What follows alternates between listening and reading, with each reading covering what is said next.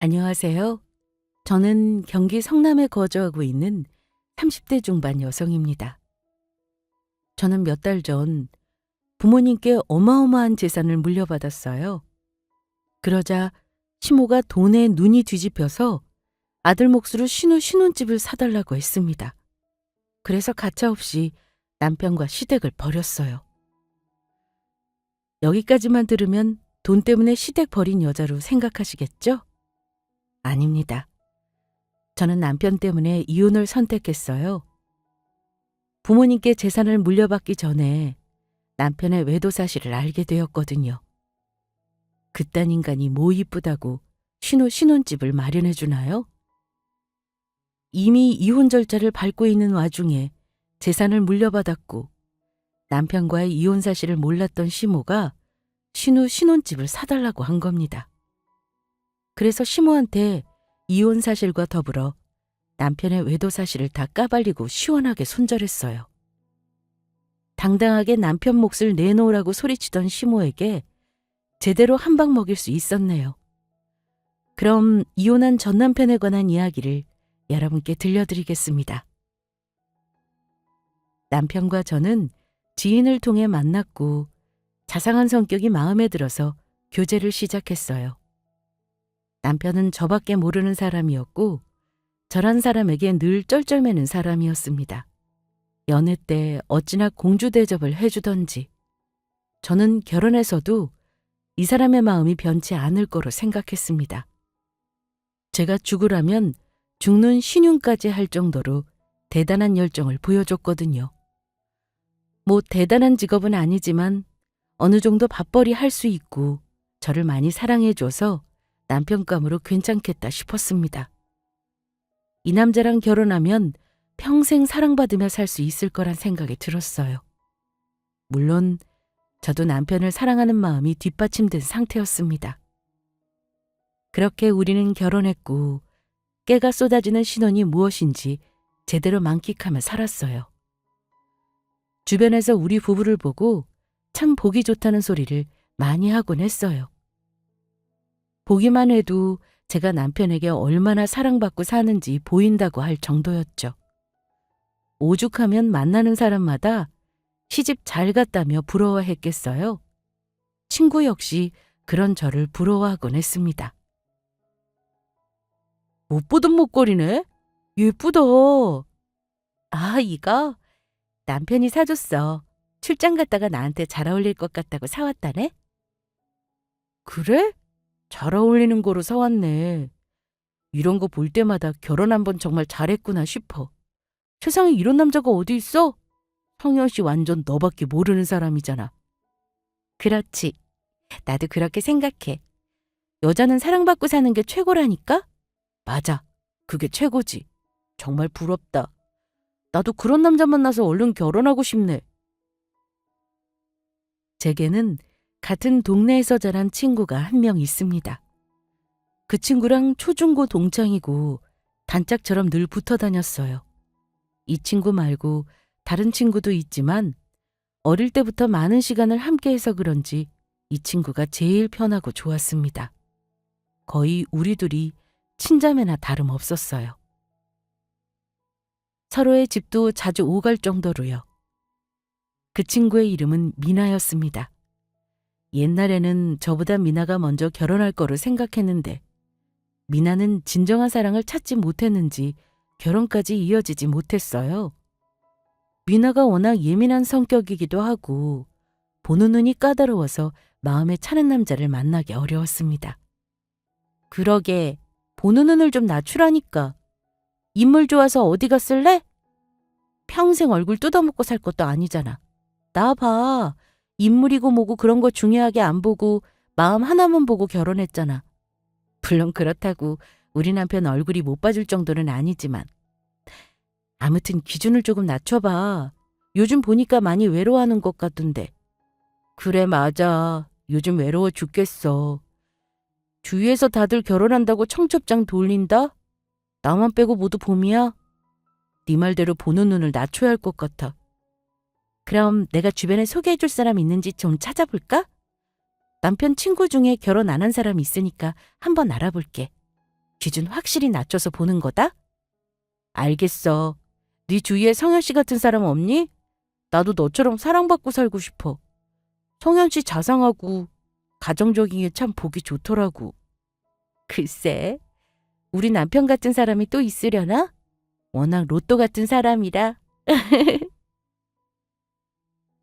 친구가 결혼한 저를 많이 부러워하며 없던 결혼 생각을 다 갖게 되었습니다. 괜찮은 남자가 없다면서 그냥 결혼 안 하고 평생 혼자 살겠다고 했었거든요. 그런데 우리 부부로 인해 생각을 고쳐먹어서 다행이다 싶었습니다. 저는 늘 친구가 좋은 사람 만나서 결혼하기를 바랐어요. 그래서 주변에 괜찮은 사람을 찾아서 열심히 소개해줬습니다. 남자친구 중에도 괜찮은 사람을 적극적으로 밀어줬죠. 그러나 좀처럼 연인 사이로 발전되지 않았습니다. 대체 뭐가 문제냐고 물었더니 우리 남편처럼 자상한 사람이 없다면서 마음에 들지 않는다고 했어요. 아니, 고작 한두 번 만나보고 사람을 어떻게 다 아나요? 판단하기에는 이르다. 조금 더 만나보면서 차근차근 알아가다 보면 우리 남편처럼 좋은 사람 만날 수 있을 거라고 이야기했는데 친구는 이게 마음에 안 든다. 이게 별로다. 싫은 이유만 찾기 바빴습니다. 이쯤 되니 아직 결혼할 준비가 안 되어 있구나 싶더라고요. 이렇게 까다롭게 굴면 절대 결혼 못한다고 한마디 하고 더 이상 소개해주지 않았습니다. 소개해줘봤자 여러 핑계만 늘어놓았으니까요. 그러면서 늘 마지막 말에는 네 남편처럼이라는 말을 덧붙였습니다. 제 친구는 정말 제 남편과 똑 닮은 사람을 원했나 봐요. 남편처럼 자상하고 가정적인 사람들로 소개해줬는데 친구가 싫다고 하니 아직 배가 덜 불렀다고 판단하고 알아서 하게 뒀어요. 그러면서 친구는 주변 사람들 다 결혼해서 놀 친구가 없다며 심심하다고 우리 집에 자주 찾아오곤 했습니다. 결혼 전에도 왕래가 잦았으니 그러려니 했는데 하루는 엄마가 이 모습을 보고 더 이상 친구 자주 들이면 안 된다고 하셨습니다. 김서방도 있는데 너무 자주 오는 거 아니니? 김서방 불편하겠어. 아니야. 남편이랑 미나 친해. 같이 술도 한잔하고 그러는데 뭐. 아무리 네 친구라고 해도 여자는 여자야. 결혼하기 전에는 자매처럼 어울려 다녀도 상관없지만 결혼 후에는 조심해야지. 자주 보면 정든다고 괜히 정분 나서 바람 피우는 줄 아니? 엄마는 내 친구랑 남편을 물어보고 그런 소리를 해? 사람 일 모르는 거다. 엄마 아는 사람도 남편이랑 친구가 바람나서 이혼했다더라. 친구랑 남편이 그런 사이라는 거 알고 얼마나 힘들었겠어. 그러니까 너도 괜한 건덕지 만들지 말고 관리를 잘하란 말이야. 미나 요즘 김서방 같은 사람 만나고 싶다고 노래 부른다면서. 김서방이 어디 미나 스타일이었니? 정반대를 좋아하던 애가 갑자기 그렇게 말하는 게 영 의심스러워. 별걸 다 의심하네. 그런 거 아니야. 미나랑 어떤 친구인데 설마 이상한 마음 품겠어? 엄마도 미나 딸처럼 생각하고 예뻐하잖아. 그래도 친딸만 하겠니? 아무튼 엄마는 조심해서 나쁜 거 없다고 생각해. 미나랑 만날 일 있으면 집으로 들이지 말고 너랑 둘이서 따로 만나. 김서방이랑 자주 만나게 하지 말고. 처음에는 말도 안 되는 일이라 생각했습니다. 엄마가 오버하는 거라고 그냥 한 귀로 듣고 한 귀로 흘렸어요. 우리가 어떤 친구인데 절대 그럴 리 없다고 생각했습니다. 여태껏 서로의 남자를 탐해본 적도 없었고요. 그래서 평소와 다름없이 친구와 집에서 시간을 보내곤 했습니다. 물론 남편도 함께요. 그러다 며칠이 지나서야 엄마의 말씀이 뭔지 알 것 같았습니다. 촉이 딱 발동했거든요. 여자의 촉은 무시 못한다고 하잖아요. 전에는 괜찮았는데 어느 순간부터 친구의 행동이 거슬리기 시작했습니다. 은근슬쩍 남편을 의식하는 것 같고 남편이랑 친하게 지내는 게 질투나기 시작했어요. 친구한테 이런 감정 느끼는 게 기분 나쁘기도 하고 제가 쪼잔한 사람인 것 같아서 인정하기 싫었지만 엄마 말처럼 조심해서 나쁠 게 없을 것 같더라고요. 그래서 이날 이후 되도록 친구를 집에 들이지 않았습니다. 남편과의 만남도 피하게 했고요. 그랬더니 한 번은 요즘 왜 집에 못 오게 하냐면서 물어보길래 이런저런 핑계를 대며 넘겼습니다. 그리고 며칠 후에 이 문제로 친구와 말다툼하는 일이 벌어졌어요. 모처럼 주말에 남편이랑 단둘이 밀린 집안일도 할 겸 집 데이트를 하기로 했어요. 청소 후에 맛있는 걸 만들어 먹을 계획이었는데 느닷없이 친구가 우리 집으로 찾아왔습니다. 짠! 나왔어! 뭐야? 연락도 없이? 연락은 무슨. 우리 그런 사이 아니잖아. 집에 있는데 너무 심심해서 같이 맛있는 거 먹고 놀려고 왔지? 너 좋아하는 빵 사왔어. 성현 씨, 저 왔어요. 뭐야, 둘이 청소하고 있었구나? 그럼 진작 나 부르지 그랬어. 둘이 하는 것보다 셋이 하는 게 더 빨리 끝날 텐데. 내가 같이 도와줄게. 갑작스런 친구의 방문에 적잖이 당황스러웠습니다. 결혼 전에는 연락도 없이 서로의 자취방을 찾아가기도 했지만 결혼 후에는 안 그랬거든요. 집에 올 일 있으면 저랑 같이 오거나 미리 연락했었는데 갑자기 이렇게 찾아오니까 뭐지 싶었습니다. 되도록 남편이랑 마주치지 않게 하려고 노력했는데 뜻하지 않게 같이 있게 되니까 당황스럽더라고요. 그래서 친구한테 돌려서 잘 말하려고 하는데 친구 손에 들른 남편 속옷을 보고 기겁했습니다. 남편 옆에 앉아서 같이 세탁한 옷을 같이 개고 있었어요. 저는 친구 손에 들린 남편의 속옷을 냉큼 가로채며 말했습니다. 네가 이걸 왜 개? 왜? 뭐 어때서? 그래도 이건 아니지. 내 남편 속옷인데 좀 그렇잖아. 그게 뭐 어떻다고. 그냥 속옷일 뿐이잖아. 그리고 너보다 내가 더 잘해. 성현 씨 봐요. 저 옷 잘 겠죠? 친구는 제가 갠 옷을 한쪽으로 치우고 본인이 갠 옷을 남편한테 보여주며 웃었습니다. 그 모습을 보는데 이상하게 기분이 나빴어요. 아무리 친한 사이라고 해도 친구 남편의 속옷까지 접어주는 건 선 넘은 행동 아닌가요? 다른 사람은 어떻게 할지 모르지만 저는 이해할 수 없는 행동이었습니다. 저라면 그렇게 안 할 거거든요. 그래서 한껏 기분이 상했고 이건 분명히 해야 나중에 뒤탈없겠다 싶어서 친구를 데리고 방으로 들어왔습니다. 그리고 앞으로 이런 식으로 연락 없이 찾아오면 안 된다는 것과 친구 남편 물건을 아무렇지 않게 만지면 안 된다고 딱 잘라서 말했어요. 이건 예의가 아니라고요. 그랬더니 친구가 서운해하는 표정으로 말했습니다. 뭐야, 너 화났어? 갑자기 왜 그래? 우리가 이 정도도 못할 사이인가? 결혼 전에는 괜찮았지만 지금은 아니잖아. 난 결혼했고 남편이랑 같이 살잖아. 세상 어느 남자가 일주일에 3-4번씩 놀러오는 아내 친구를 반기겠어? 불편해할 거라는 생각 안 해봤니? 그래서 그랬구나. 요즘 집에 못 오게 하더니 밖에서 만나자고 한 이유가 이거야? 왜? 성현 씨가 나 집에 오는 거 불편하대? 직접적으로 말한 건 아니지만 꼭 말해야 알아? 척하면 척이지. 앞으로 이런 식으로 갑자기 찾아오는 거 자제해줬으면 좋겠어. 그리고 아까 남편 속옷 개는 것도 선 넘는 거야. 네가 우리 남편 속옷을 왜 만지니? 뭐야, 너 정말 왜 이리 별것도 아닌 거 가지고. 너 설마 질투하니? 나랑 성현 씨 사이에 이상한 감정이라도 생길까 봐 걱정하는 거야? 뭐? 아니 맞잖아. 딱 보니까 그런 뜻으로 말하는 것 같은데? 와, 진짜 너한테 서운해지려고 그런다. 넌 나를 그렇게 못 믿어? 대체 나를 어떻게 생각하는 거야? 네가 나한테 어떤 친구인데 설마 네 남편한테 딴 마음 가지겠어? 너 아니면 만날 사람 없고 정말 외로우니까 찾아온 건데 그런 식으로 생각했다니 서운하다. 네 남편처럼 자상한 사람을 만나고 싶은 건 맞지만 그렇다고 성현 씨를 남자로 생각한 적 단 한 번도 없어. 나한테 성현 씨는 그저 친한 친구의 남편일 뿐이야.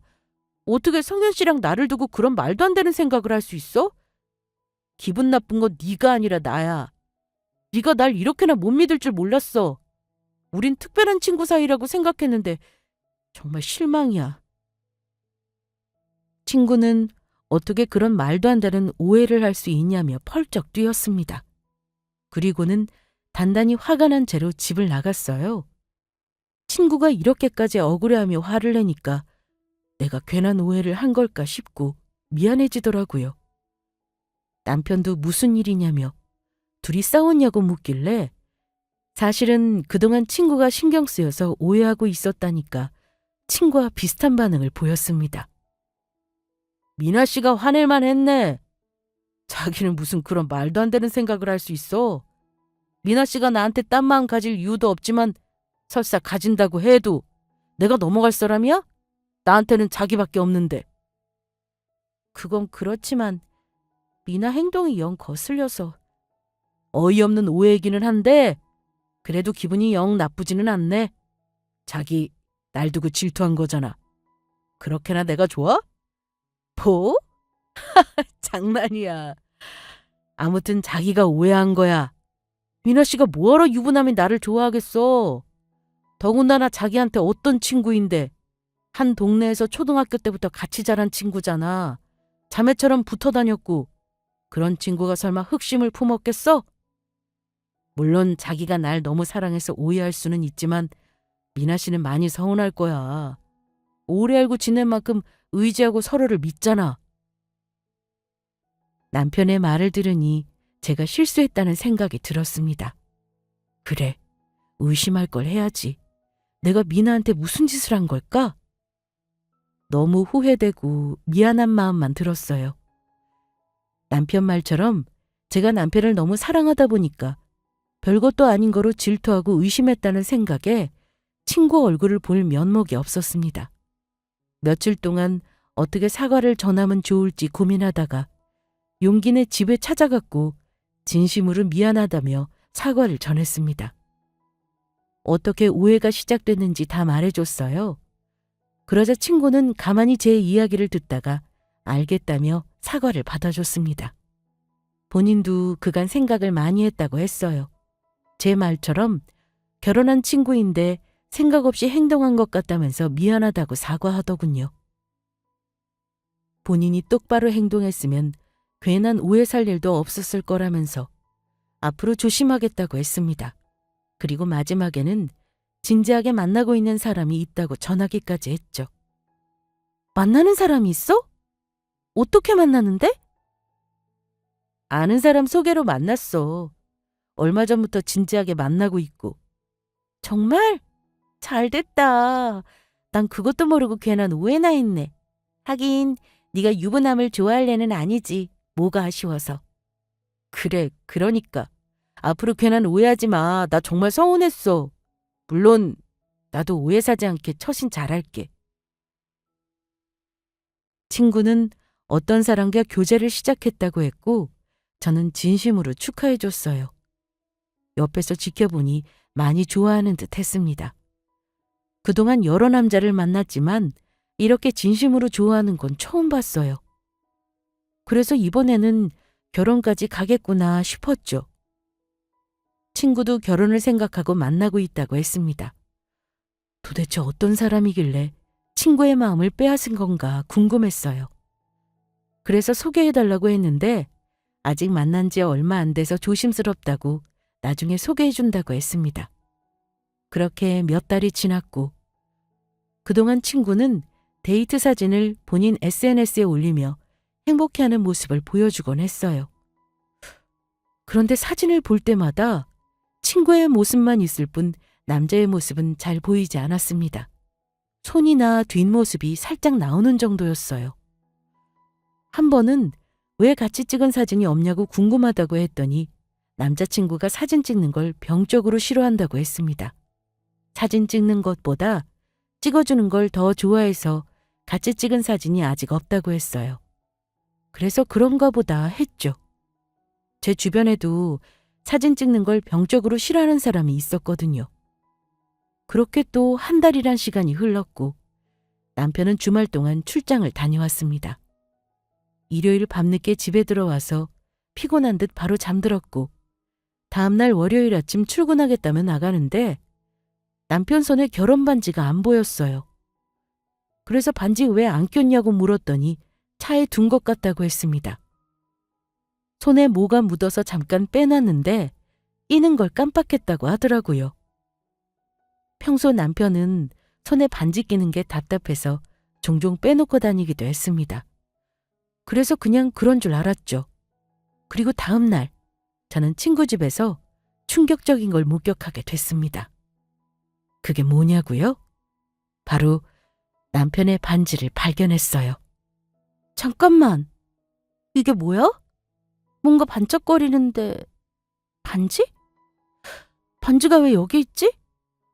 가만히 있어봐. 이거 우리 결혼 반지랑 똑같이 생겼는데? 친구 부탁으로 친구가 혼자 사는 집을 방문했습니다. 퇴근하고 집에 가려는데 친구한테 연락이 한 통 왔어요. 본인이 오늘 야근할 것 같은데 다음날 친구 어머님이 오시기로 했대요. 집을 못 치우고 나와서 대충 정리만 좀 해줄 수 있냐고 하길래 알았다고 했습니다. 집에 들어와서 이것저것 치우고 정리하는데 침대와 테이블 사이에 뭔가 반짝거리는 게 보였어요. 뭐가 떨어졌나 싶어서 엎드린 채 손을 뻗어 주었는데 반지였습니다. 그것도 우리 부부 결혼 반지와 똑같이 생긴 반지였죠. 이런 게 왜 여기 있지? 하필 우리 결혼 반지랑 똑같이 생긴 게 왜 있는 거지? 기분이 이상했습니다. 그래서 대체 이게 뭔가 싶어 반지를 막 살펴보는데 순간 반지 안쪽에 새겨진 글자를 보게 되었어요. 그건 우리 부부의 이니셜이었습니다. 그때부터 정신이 혼미해지고 심장이 미친 듯이 쿵쾅거리기 시작했어요. 집에 돌아와서 한동안 아무것도 못하고 멍하니 앉아 생각만 했습니다. 남편 반지가 왜 친구 집에 있는 건지, 대체 뭐가 어떻게 된 일인지 너무 답답하고 괴로웠어요. 그리고 얼마 후 퇴근한 남편이 집에 돌아왔고 남편의 빈 손가락을 쳐다봤습니다. 반지 또 안 꼈네? 그때 차에서 빼놨더니 계속 두고 다니는 거야? 아, 맞다, 반지. 또 깜빡했네. 요즘 정신이 없어서 자꾸 덜렁거린다. 정말 차에 있는 거 맞지? 혹시 모르니까 가서 찾아봐. 잃어버린 걸 수도 있잖아. 잃어버리기는 아무리 정신없어도 결혼 반지 잃어버릴 정도는 아니야. 차에 있어. 내일 출근할 때 낄게. 그래? 알겠어. 은근슬쩍 반지에 대해서 떠봤는데 남편은 아무렇지 않은 듯 차에 있다며 웃어 넘겼습니다. 그리고 그날 밤 저는 곤히 잠든 남편 몰래 차키를 챙겨서 차로 향했고 이곳저곳 뒤져보며 반지를 찾았어요. 그러나 그 어디에도 반지는 보이지 않았습니다. 찾는 내내 제발 나타나기를 바랬는데 역시나 반지는 없었어요. 이로써 남편이 제게 거짓말했다는 걸 인정할 수밖에 없었습니다. 절망에 빠진 순간 제 눈에는 블랙박스가 들어왔고 저는 메모리 카드를 살펴봤어요. 그리고 거기에서 남편과 친구의 불륜 증거를 얻을 수 있었습니다. 덜덜 떨리는 손으로 잠든 남편 몰래 핸드폰도 살펴봤어요. 역시나 친구랑 부적절한 사이더라고요. 배신감은 말할 수 없을 만큼 컸고 큰 충격에 눈앞이 캄캄했습니다. 내 오래된 친구와 남편이 불륜이라니. 그제야 그동안의 일이 이해됐어요. 친구가 올린 사진에 남자친구 얼굴이 한 번도 나오지 않았던 것과 친구가 남자는 만나고 있다고 말한 후 남편의 출장이 잦아졌던 게 말입니다. 저는 하루아침에 친한 친구와 남편을 잃었습니다. 둘을 철석같이 믿고 있던 터라 배신감은 배가 되어 돌아왔어요. 밤새 뜬 눈으로 밤을 지새웠습니다. 날이 밝자 남편은 출근 준비한다며 일어났고 저는 그런 남편에게 아무렇지 않은 척 반지에 대해 말했어요.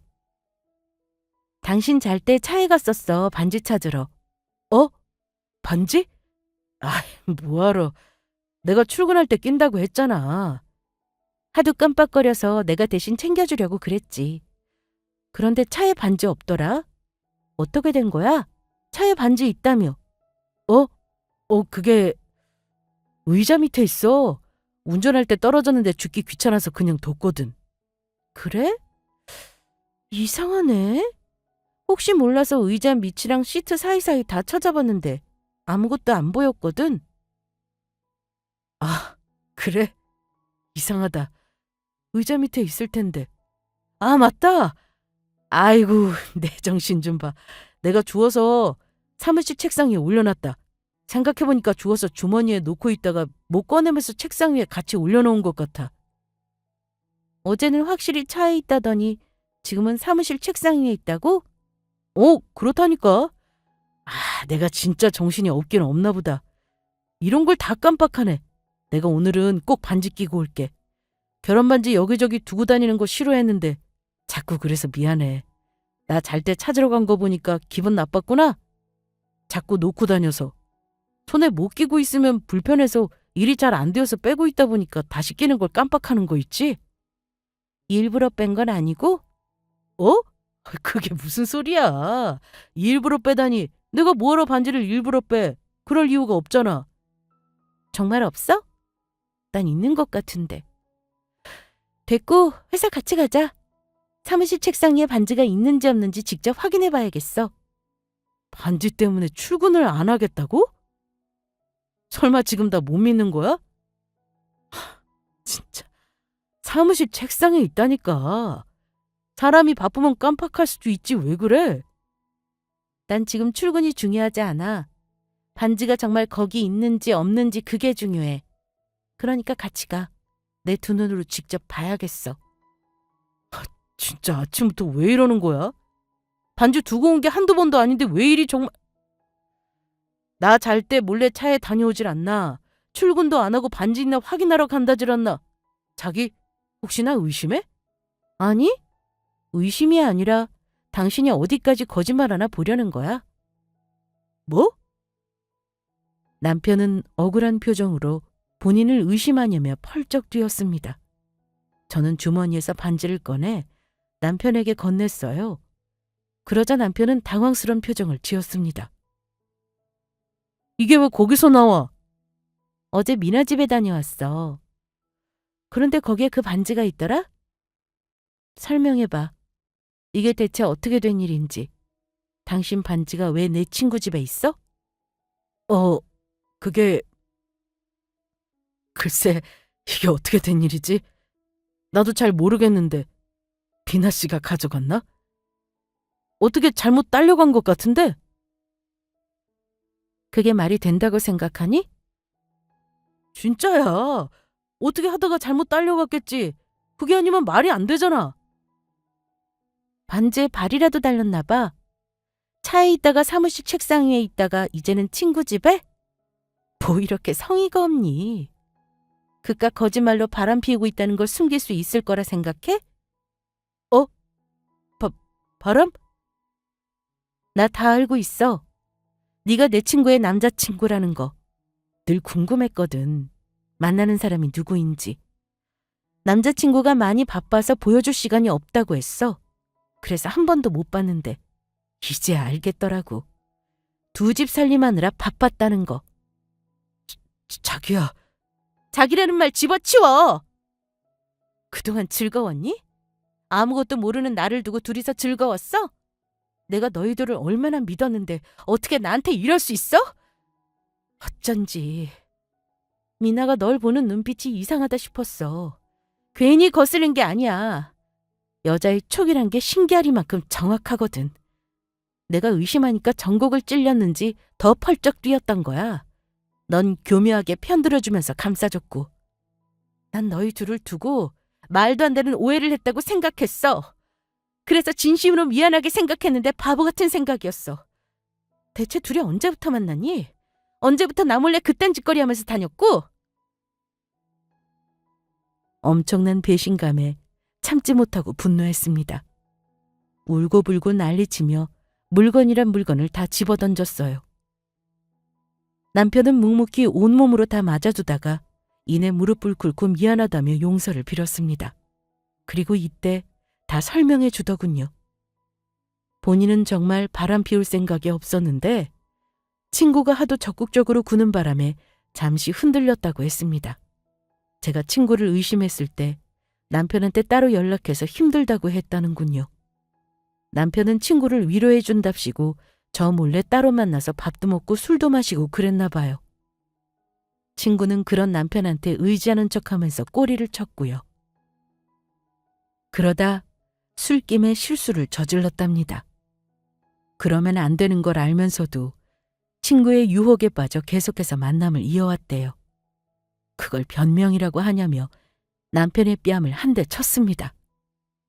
그리고 너 같은 놈이랑은 당장 이혼할 거라면서 짐을 다 집어던졌고 남편을 쫓아냈어요.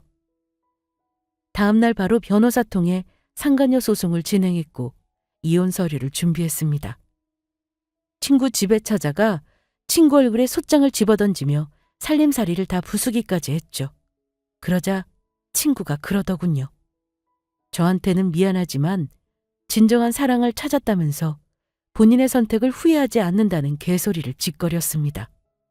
그래서 쓰레기들끼리 어디 한번 마음껏 사랑하며 살아보라고 했어요.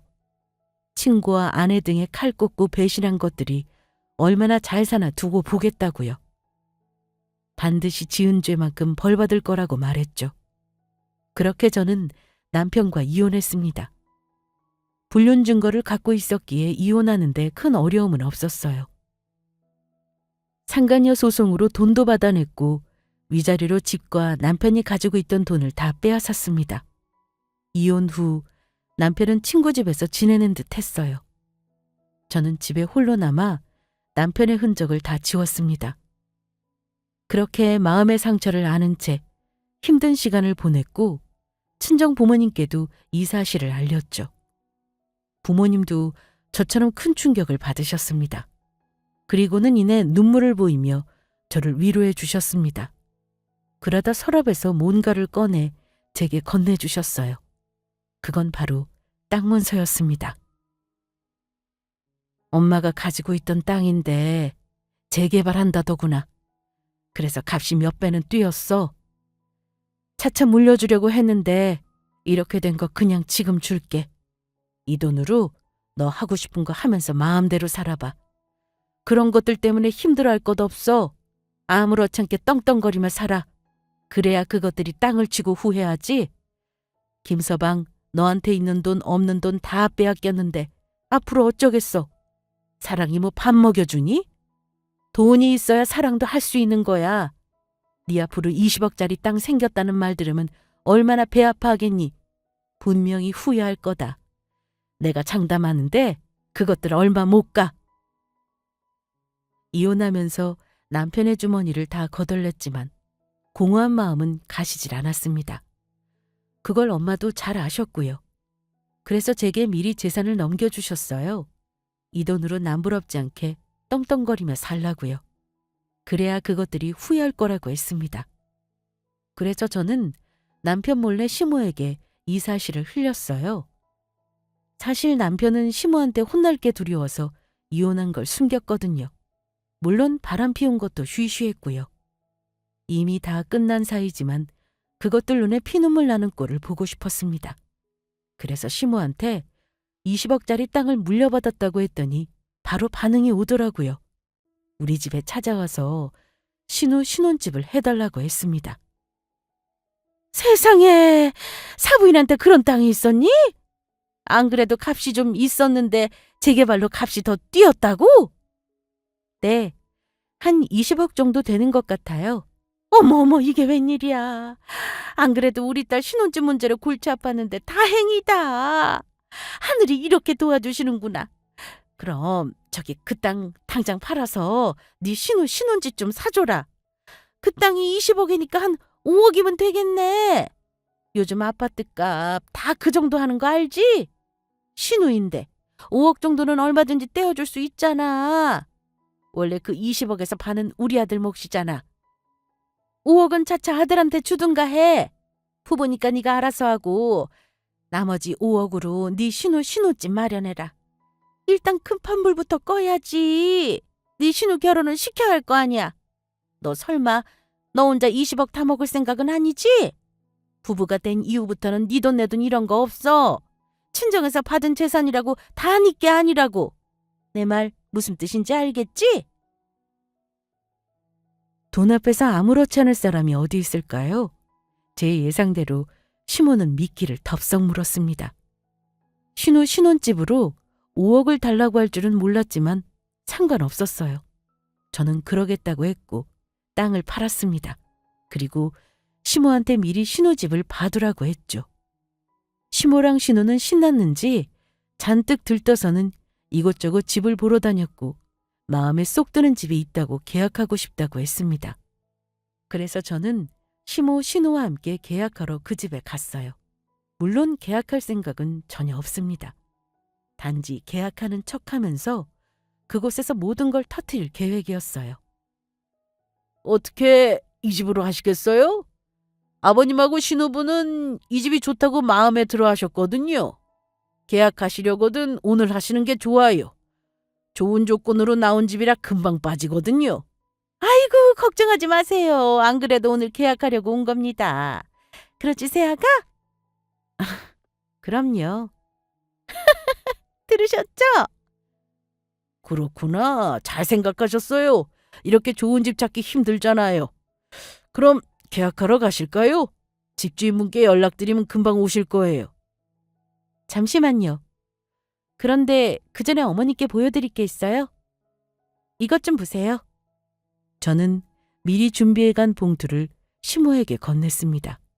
그 안에는 이혼 서류와 남편의 불륜 증거 사진들이 들어있었거든요. 시모는 이게 뭔가 싶은 표정으로 봉투를 열어서 확인했고 이내 덜덜 떨리는 손으로 사진을 보며 경악했습니다. 이게 뭐야? 뭐긴요. 어머님 아들 사생활이죠. 그 사진 속 여자는 제 오랜 친구예요. 어머님 아들이 글쎄 제 친한 친구랑 바람을 피웠네요. 그래서 저한테 이혼당했고요. 뭐라고? 아니 지금 이게 뭐 하는 짓이야? 나한테 말 한마디 없이 이혼해? 남편이 무릎 꿇고 빌더라고요. 본인이 바람 피워서 이혼당한 거 알면 어머님 충격받아서 쓰러진다고. 그러니 제발 아무 말도 하지 말아달라고 부탁하길래 알았다고 했어요. 말 안 하면 위자료에 돈 더 보태준다고 했거든요. 저 이제 돈 많아요. 땅 팔아서 20억 생겼고 상간녀 소송에 어머님 아들 돈 다 빼앗았더니 돈이 남아도네요. 그래서 돈 자랑하려고 신우 신혼집 사줄까 했는데 다시 생각해보니 안 되겠어요. 아무리 돈 많아도 이혼했는데 신우한테 돈 쓰는 건 좀 아니잖아요? 그럴 바에 차라리 기부를 하는 게 낫지. 안 그래요? 제 말에 신우는 뒷목을 잡으며 쓰러졌고 분위기는 한순간에 난장판이 되었습니다. 엄마, 괜찮아? 너 빨리 네 오빠한테 전화해. 당장 이리로 오라고! 신우는 핸드폰을 꺼내 남편한테 전화했고 잠시 후 얼굴이 창백해진 남편이 식은땀을 뻘뻘 흘리며 집 안으로 들어왔습니다. 그리고 싸늘한 표정의 시모 눈치를 살폈어요. 시모는 정말 바람 피운 게 맞냐며 물었고 남편은 대답 대신 무릎을 꿇었습니다. 그러자 시모는 얼굴이 시뻘겋게 달아올라서 남편을 무지막지하게 때렸어요. 이 미친놈아! 할 짓이 없어서 바람을 피워? 그것도 세하게 친한 친구랑 이 정신 나간 놈아! 네가 지금 무슨 짓을 저질렀는지 알기나 해? 세하기 사부인한테 20억짜리 땅 물려받았어! 가만히만 있었으면 그 20억 중에 반은 네 것인데 뭐하러 쓸데없는 짓거리를 해서 돈이고 뭐고 다 뺏겨! 20억? 그래, 이 썩을 놈아. 너 때문에 동생 결혼 물 건너가게 생겼는데 어쩔 거야. 예비시댁에서 얘더러 신혼집을 해오라더라. 본인 아들 너무 잘나서 혼수로 그 정도는 받아야 되겠대. 그래서 이걸 어쩌나 싶던 차에 새아기가 20억짜리 땅을 물려받았다. 그래서 잘됐다 싶었지. 너만 아니었으면 오늘 이 집 계약하고도 남았어, 이놈아! 여자에 미쳐서 돈이고 뭐고 다 빼앗기고 거짓골로 쫓겨나니까 좋냐? 그렇게 제어가 안 되지? 바람을 피웠으면 들키지나 말든가. 아이고, 내가 너 때문에 못 살아. 가만히만 있었으면 20억이 다 네 것인데 그 기집애가 뭐라고 바람을 피우냔 말이야. 자기, 엄마 말이 사실이야? 정말 장모님한테 20억짜리 땅 물려받았어? 말 똑바로 해. 어디다 대고 자기래? 감히 그 더러운 입에 장모님이란 단어를 올려? 미쳤니?